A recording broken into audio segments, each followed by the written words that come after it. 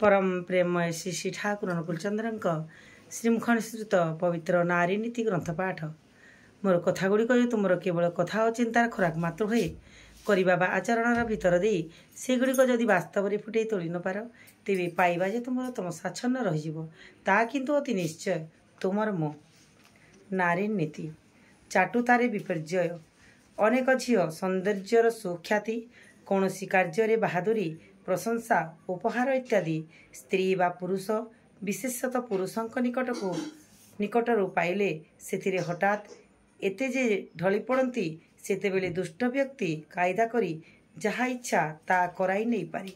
तुम्हें किंतु सावधान हो सुख्याति ही हेउ आउ निंदारे भी हेउ निजत्व अतुट रही प्रयोजन नहीं जाई जहा भल विवेचना कर सेपरी भाव चाल कलंकरू रक्षा पाइब। वाणी संख्या 68। जय गुरु जय गुरु।